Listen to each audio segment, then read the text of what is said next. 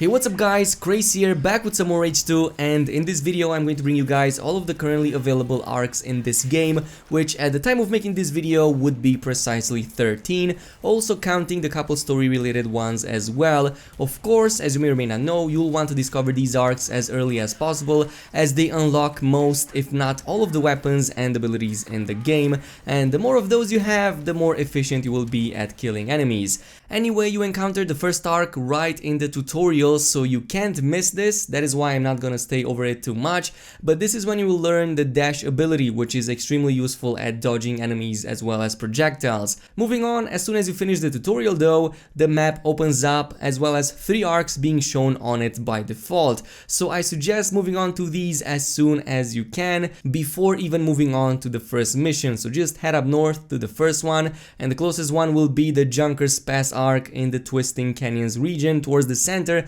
which contains the Shatter ability. Once you get there, you'll find an outpost with a fortified wall and several guards both on the wall itself and inside the outpost. So enter through the right side, make your way through the back, clearing all of the enemies inside, and then you will find the vault door. Open it up, and inside you will also find the Shatter ability as well as a short tutorial to get used to it. From here, what you'll want to do is head up north towards the Great Crack arc in the Broken Tract region. This is one of the 3 arcs that you can find in this region, and once you reach what looks to be like a small desert settlement or small town, take down all of the enemies inside and head over in the back once more. It shouldn't take you too long, and once done, just jump over the ledge and head inside the arc itself to grab your next ability, which is going to be the Graph Jump. This is basically your double jump ability of this game, and later on you can even upgrade it to float for a few seconds. The fourth one is the Canyon Cove arc, which is directly east of the previous one. It's located in the same region, but unlike the previous arc, it's going to be more out in the open. There's only one building over here, so make use of it when clearing enemies, which shouldn't be too hard, but I will mention that these enemies are much more armored than the previous ones, and some of them can even go invisible. So if you're doing it fairly early on in the game, this might prove a little bit challenging. Nonetheless, once it's done, again head over inside and grab the Defibrillation ability, which is going to be super useful,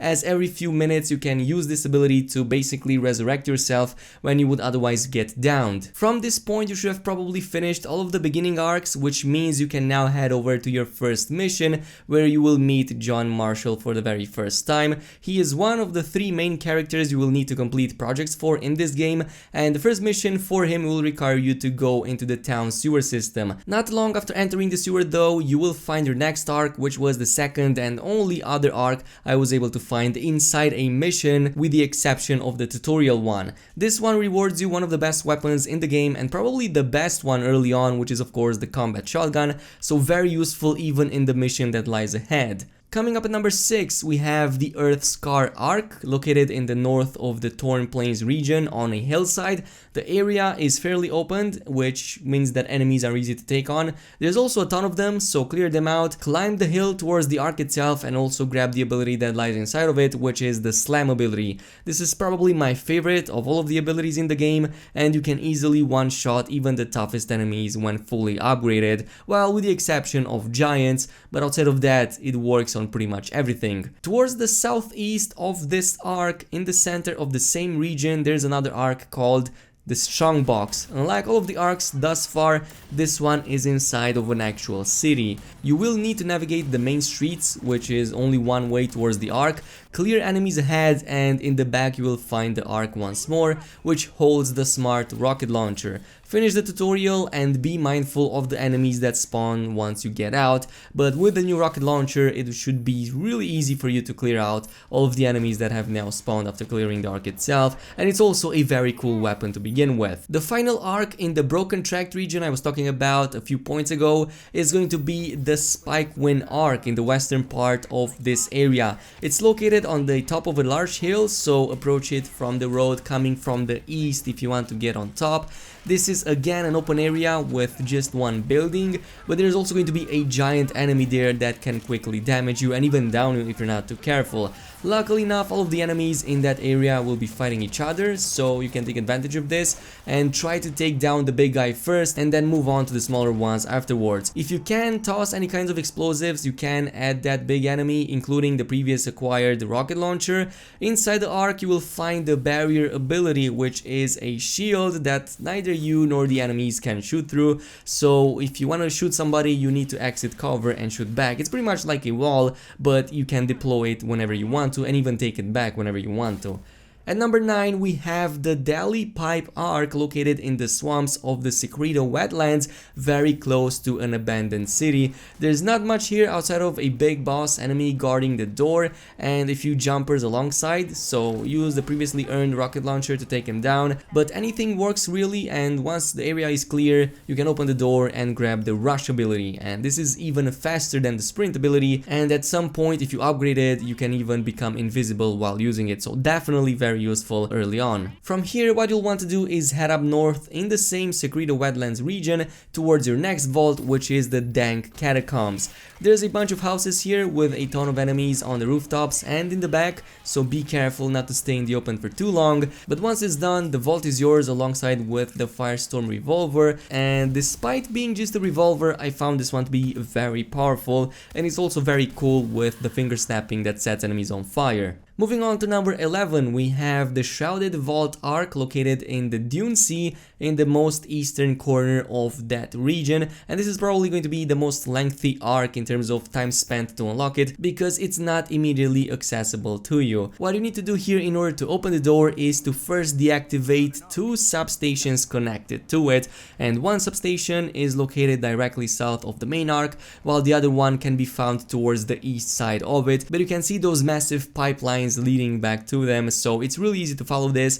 Going over the substation Alpha, which is located down south, just follow the pipes, take out the enemies on the outside, climb down the stairs with the open hatch, and once inside just navigate the small tunnel or vent, whatever it is, climb back 2 sets of stairs, and eventually you will find a control room. And here you will find some more enemies inside, so take them out, and once that is done you will find a lever that you can pull, and if you don't know where that is, it's basically very close in the middle basically of the main panel, and this will bring out the actual reactor unit underneath. Once the reactor unit is out, use your focus ability to take down 3 of its shields and also damage the exposed parts, and doing this will then deactivate the reactor as well as completing the first substation part for you. Moving on to the second substation, which is the Bravo. It's roughly the same, except when clearing the enemies on the outside, the big gate will open, which means you can enter it pretty easily. From here just navigate to the second floor, use the lever to expose the second reactor unit, and then go back and repeat the same process, taking down the 3 shields and destroying the exposed parts as well.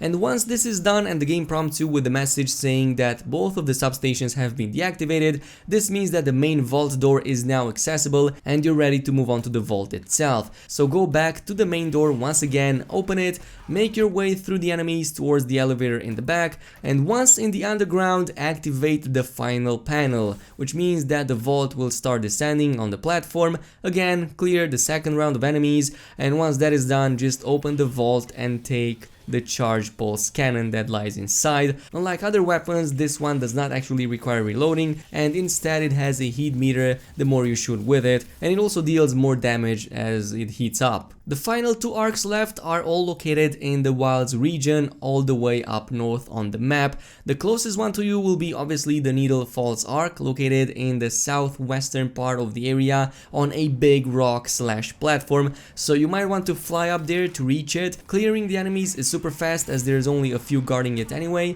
and inside the vault you will grab the Graph Dart launcher, which is probably the most fun weapons I've seen in this game. It definitely feels very satisfying to grab enemies and smash them on ceilings, on walls, and even against each other. Finally, last but not least, we have the ARK in the most up north point of the map. This is of course the Greenhaven ARK, and it's probably going to be the most difficult one you'll have to do in this game, well, at the very least if you're doing it early on.